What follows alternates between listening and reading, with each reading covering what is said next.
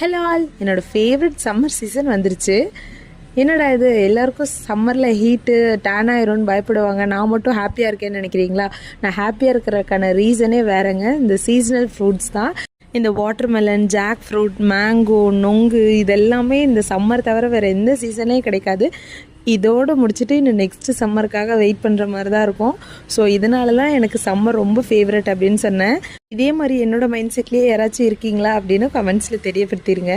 Summer வந்ததுலேருந்து சாலிட்ஸே பெருசாக இறங்க மாட்டேங்குது. இந்த ரைஸ் எல்லாம் சாப்பிட சுத்தமாகவே பிடிக்க மாட்டேங்குது. வெறும் ஜூஸஸ் அண்ட் லிக்விட் ஐட்டமாக தான் சாப்பிட்ணும் அந்த மாதிரியே தோணிகிட்டே இருக்குது. அப்படி யோசிக்கும் போது நமக்கு நல்லா ஃபில்லிங்காகவும் இருக்கும், நல்லா வாட்டர் கண்டென்ட்டோடு இருக்கணும்னா இந்த வாட்டர் மெலன் தான் பெஸ்ட்டு சாய்ஸு. என்னதான் ரொம்ப பிடிச்சாலும் ஓரளவுக்கு மேலே அதை சாப்பிடவும் முடிய மாட்டேங்குது.